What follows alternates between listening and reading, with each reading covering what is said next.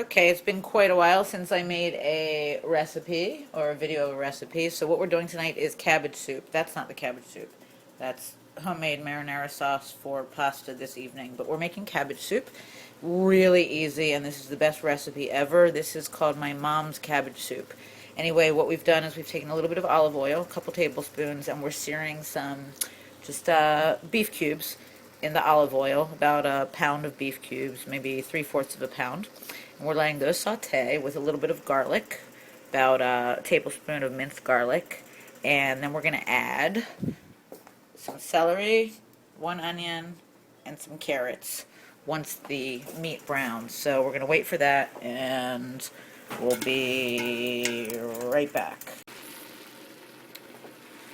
Okay, now we've added about a half a bag of carrots, about 3.5 large stalks of celery chopped, and one medium sweet onion.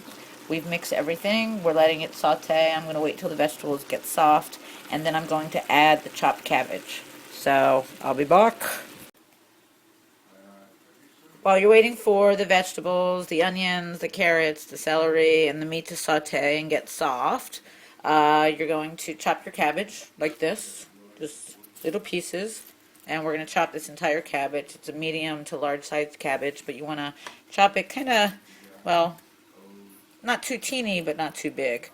And what's going to happen is when you put this in the pot, this is going to shrink. It's going to fill the entire pot at first, so don't freak out if it seems like it's not going to fit. It will, and then it'll shrink down fairly quickly. So we'll be right back, and we'll throw this in the soup.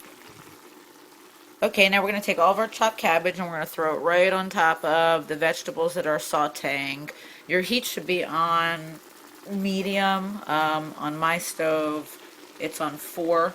So I don't know what your oven is like, but all the vegetables are underneath the cabbage. I have not filled it yet. I still have that much to chop.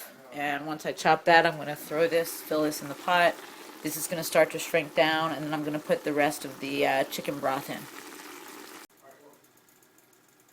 Okay, all of our cabbage is now in the pot. See, I have a very large soup pot, and I'm going to let it simmer a little bit. All the vegetables are underneath. I'm going to actually stir it up and start mixing everything, and then I'm going to put the chicken stock in, and then we are going to have some soup.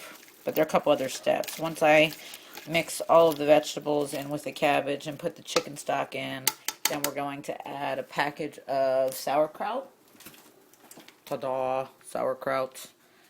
And we're going to add a can of petite diced tomatoes, a large 28-ounce can, as you can see. And then we're going to add some brown sugar. So I'll be back after I start to mix this. All of our vegetables and cabbage and everything is mixed in. Now we're going to add an entire package of sauerkraut. Okay, this is a, I don't know, 2-pound package of sauerkraut. So we're just gonna throw that in there. Nope. Okay, so we got the sauerkraut in there. We're gonna mix this up with the rest of the vegetables. Then we're gonna put our chicken broth in. And after that, we're going to add our diced tomatoes, and we're going to add some brown sugar, and we're going to let it simmer and keep simmering and simmering and simmering, and then it'll be done. We've mixed the sauerkraut in with everything, and now we are adding our chicken broth. This is just a gluten-free, no MSG, no salt added chicken broth. We're going to add 3 boxes of this. This is really, you want to just eye this and top off the cabbage. So you want the liquid to come a few inches above the cabbage, because the soup part is great. I actually use about 3 boxes of this because I like the soup. So once we, like I said, mix all of the soup in, then we're going to add some brown sugar and diced tomatoes, and then we'll just let it sit. Last step, and And it might seem long, this video, but this is such an easy soup to make, and it is so good, and it's so healthy for you. And you actually can lose weight eating it, by the way. But that's not why I make it. I make it because it tastes great. So what we're going to do now is we're going to add an entire can of, sorry, fingers in the way. Entire can of diced tomatoes. They don't have to be petite. They can just be regular diced tomatoes. So we're going to add a 28-ounce can to our soup.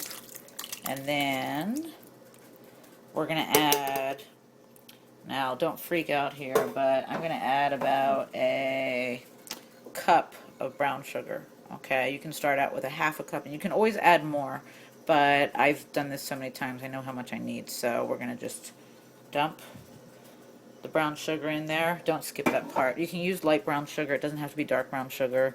You use the liquid kind. It just gives it a sweetness. Then we're going to stir it up. We're going to let it simmer, put a lid on it, let it simmer, and you could actually eat this within a half an hour, but we're going to let this simmer probably overnight on low heat and just let all of the flavors meld together. And this is Mom's famous cabbage soup. I'll be back to show you the final result.